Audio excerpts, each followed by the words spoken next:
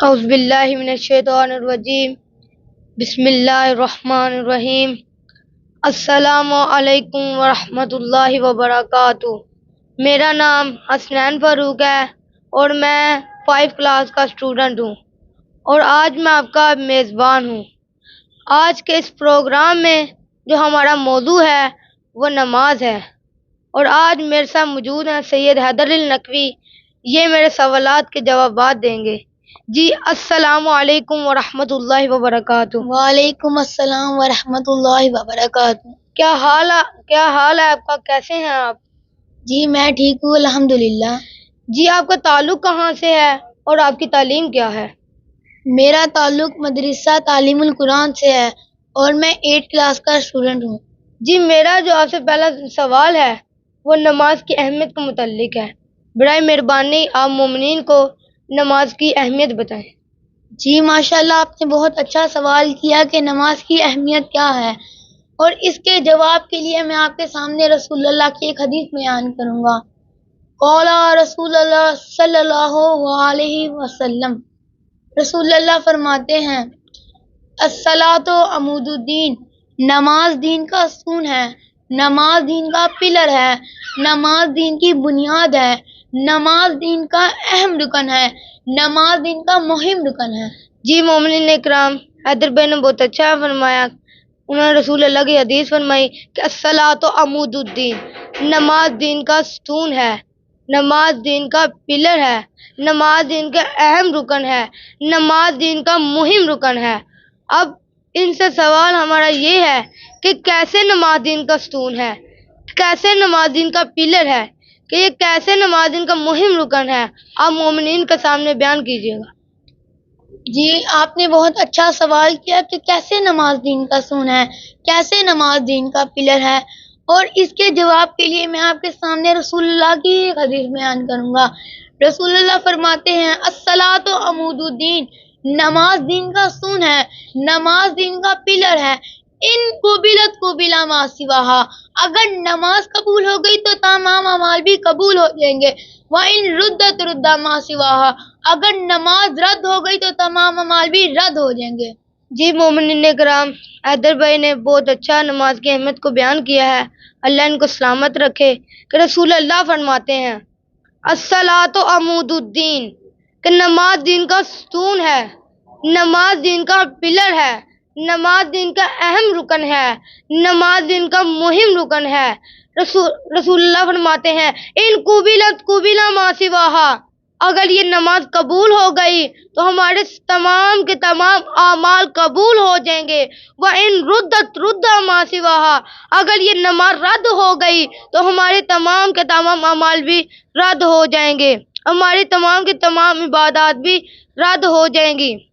جی حیدر بھائی، اب ہمیں اس کی وضاحت کے لیے کوئی مثال دے سکتے ہیں؟ جی آپ نے بہت اچھا سوال کیا کہ میں مثال دے سکتا ہوں، اور میں آپ کے سامنے ایک مثال دیتا چلوں۔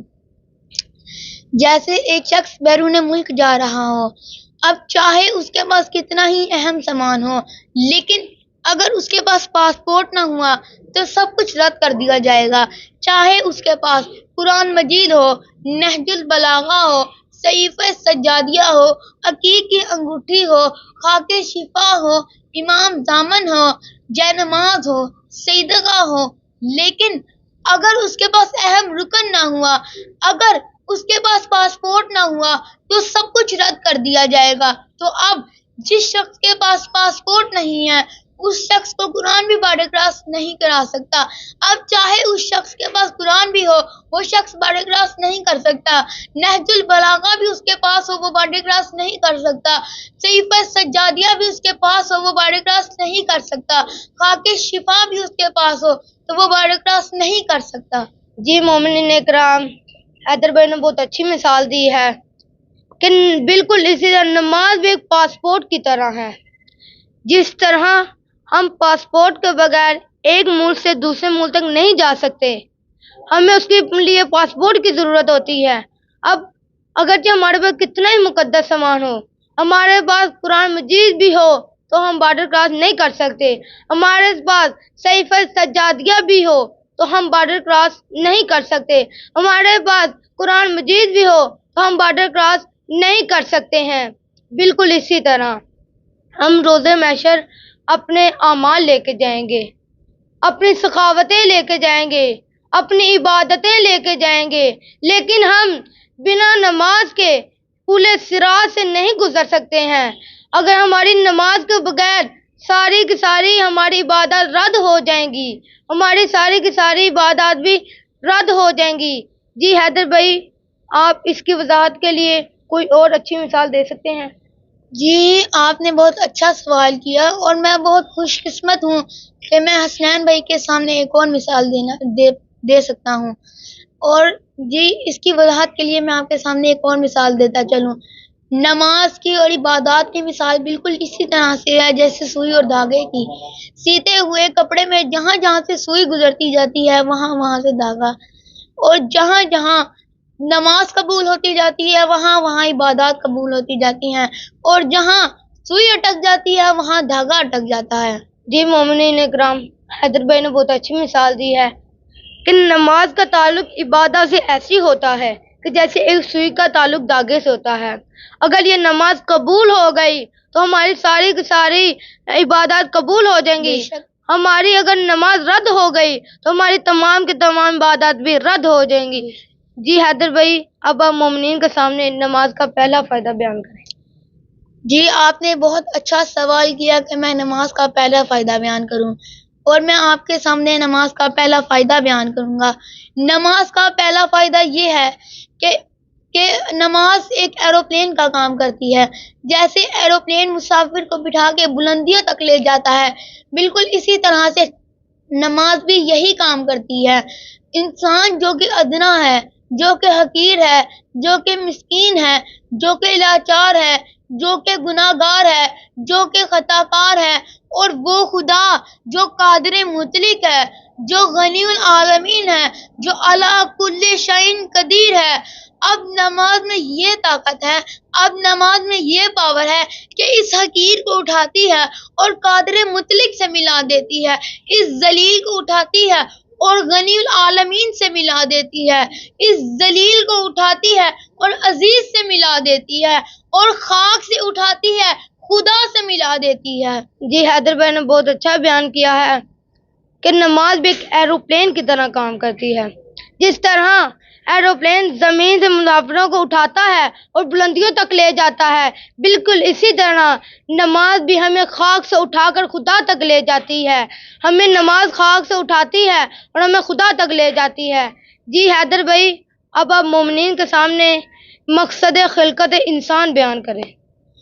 جی حسنین بھائی نے بہت اچھا سوال کیا کہ میں مومنین کے سامنے مقصد خلقت انسان بیان کروں. بسم اللہ الرحمن الرحیم. هو الذی خلق لکم ما فی الارض جمیعا.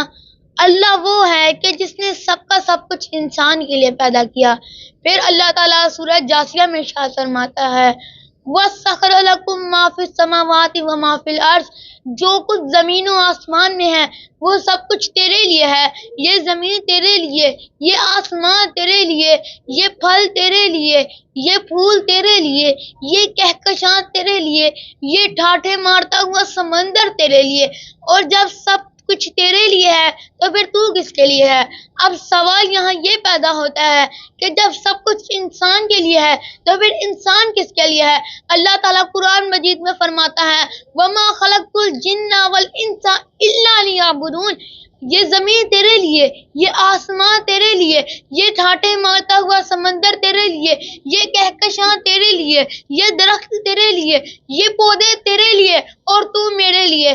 حضرت علامہ محمد اقبال نے کیا خوب فرمایا، نہ تو زمین کے لیے ہے نہ آسمان کے لیے، نہ تو زمین کے لیے ہے نہ آسمان کے لیے، یہ جہاں ہے تیرے لیے تو نہیں جہاں کے لیے، یہ جہاں ہے تیرے لیے تو نہیں جہاں کے لیے. رہے گا راوی نیل و فرات نے کب تک، رہے گا راوی نیل و فرات نے کب تک، تیرا سفینہ کے ہے بحر بے کراں کے لیے. جی مومنین اکرام، حیدر بھائی نے بہت اچھا بیان کیا ہے، اللہ تعالیٰ انہیں سلامت رکھے، کہ اللہ تعالیٰ کہتا ہے جبکہ یہ انسان یہ سب کچھ تیرے لیے میں نے پیدا کیا ہے، یہ پھل تیرے لیے ہیں، یہ پھول تیرے لیے ہے، یہ کہکشاں تیرے لیے ہے، یہ چاند تیرے لیے ہے، یہ ٹھاٹھے ماٹھوں سمندر تیرے لیے ہے، لیکن اے انسان تو فقط و فقط میرے لیے ہے۔ حدیث میں رسول اللہ فرماتے ہیں الصلاۃ معراج المومن، کہ نماز مومن کی معراج ہے۔ بے شک کیوں؟ کیونکہ نماز پستی سے اٹھاتی ہے، بلندی تک لے جاتی ہے، زوال سے اٹھاتی ہے، کمال تک لے جاتی ہے، ناقص سے اٹھاتی ہے، کامل تک لے جاتی ہے، اور خاک سے اٹھاتی ہے اور خدا تک لے جاتی ہے۔ جی حیدر بھائی، اب آپ مومنین کے سامنے نماز کا دوسرا فائدہ بیان کریں۔ جی، نماز کا دوسرا فائدہ یہ ہے کہ انسان جو کہ خطا کار ہے، جو کہ گناہ گار ہے، اب وہ اپنے پروردگار تک نہیں جا سکتا۔ اب جیسے ایک نجی شخص مسجد میں نہیں جا سکتا، بالکل اسی طرح سے ایک گناہ گار شخص اپنے پروردگار تک نہیں جا سکتا۔ نماز غسل کی مانند رکھتی ہے۔ جو شخص دن میں 5 مرتبہ نماز پڑھتا ہے، وہ نماز اس کو طیب بنا دیتی ہے، مطہر بنا دیتی ہے، پاک و پاکیزہ بنا دیتی ہے، اور اپنے پروردگار تک جانے کے قابل بنا دیتی ہے۔ یہاں میں آپ کے سامنے رسول اللہ فرماتے ہیں کہ جیسے ایک شخص کے گھر کے آگے سے نہر گزری ہو اور وہ شخص اس میں دن میں 5 مرتبہ غسل کرتا ہو تو اس کے جسم میں کوئی بھی میل باقی نہیں رہے گی۔ بالکل اسی طرح سے اگر کوئی شخص دن میں 5 مرتبہ نماز پڑھے تو اس کے دامن میں کوئی بھی گناہ کا نشان باقی نہیں رہے گا، اس کے دامن میں کوئی بھی خطا کا نشان باقی نہیں رہے گا، اور وہ پاک ہو جائے گا، پاکیزہ ہو جائے گا، طیب ہو جائے گا، طاہر ہو جائے گا، مطہر ہو جائے گا، اور اپنے پروردگار تک جانے کے قابل ہو جائے گا۔ جی حیدر بھائی نے بہت اچھی مثال دی ہے کہ نماز ایک غسل کی مانند رکھتی ہے۔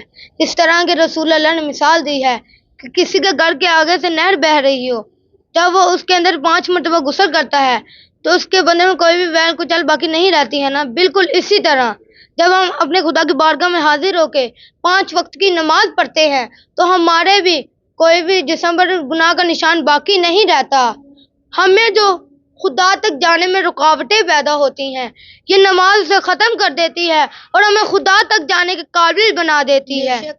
جی حیدر اعوذ باللہ من الشیطان الرجیم، بسم اللہ الرحمن الرحیم، السلام علیکم ورحمۃ اللہ وبرکاتہ۔ میرا نام حسنین فاروق ہے اور میں 5 کلاس کا اسٹوڈنٹ ہوں، اور آج میں آپ کا میزبان ہوں۔ آج کے اس پروگرام میں جو ہمارا موضوع ہے وہ نماز ہے، اور آج میرے ساتھ موجود ہیں سید حیدر النقوی، یہ میرے سوالات کے جوابات دیں گے۔ جی السلام علیکم ورحمۃ اللہ وبرکاتہ۔ وعلیکم السلام ورحمۃ اللہ وبرکاتہ۔ کیا حال ہے آپ کا؟ کیسے ہیں آپ؟ جی میں ٹھیک ہوں الحمدللہ۔ جی آپ کا تعلق کہاں سے ہے اور آپ کی تعلیم کیا ہے؟ میرا تعلق مدرسہ تعلیم القرآن سے ہے اور میں 8 کلاس کا اسٹوڈنٹ ہوں۔ جی میرا جو آپ سے پہلا سوال ہے وہ نماز کی اہمیت کے متعلق ہے۔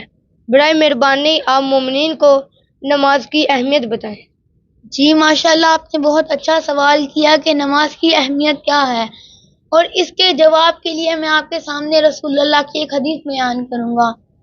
قال رسول اللہ صلی اللہ علیہ وسلم، رسول اللہ فرماتے ہیں الصلاۃ عمود الدین، نماز دین کا ستون ہے، نماز دین کا پلر ہے، نماز دین کی بنیاد ہے، نماز دین کا اہم رکن ہے، نماز دین کا مہم رکن ہے۔ جی مومنین اکرام، حیدر بھائی نے بہت اچھا فرمایا، انہوں نے رسول اللہ کی حدیث فرمائی کہ الصلاۃ عمود الدین، نماز دین کا ستون ہے، نماز دین کا پلر ہے، نماز دین کا اہم رکن ہے، نماز دین کا مہم رکن ہے۔ اب ان سے سوال ہمارا یہ ہے کہ کیسے نماز دین کا ستون ہے، کیسے نماز دین کا پلر ہے، کہ یہ کیسے نماز دین کا مہم رکن ہے، آپ مومنین کے سامنے بیان کیجیے گا۔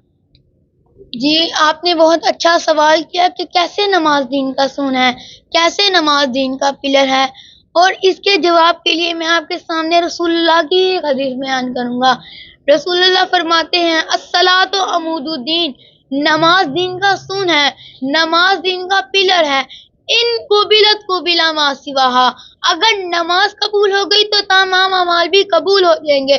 وَإِن رُدَّتْ رُدَّ مَا سِوَاهَا، اگر نماز رد ہو گئی تو تمام اعمال بھی رد ہو جائیں گے۔ جی مومنین کرام، حیدر بھائی نے بہت اچھا نماز کی اہمیت کو بیان کیا ہے، اللہ ان کو سلامت رکھے، کہ رسول اللہ فرماتے ہیں الصلاۃ عمود الدین، کہ نماز دین کا ستون ہے، نماز دین کا پلر ہے، نماز دین کا اہم رکن ہے، نماز دین کا مہم رکن ہے۔ رسول اللہ فرماتے ہیں ان قبلت قبلا ما سواہا، اگر یہ نماز قبول ہو گئی تو ہمارے تمام کے تمام اعمال قبول ہو جائیں گے۔ وَإِن رُدَّتْ رُدَّ مَا سِوَاهَا، اگر یہ نماز رد ہو گئی تو ہمارے تمام کے تمام اعمال بھی رد ہو جائیں گے۔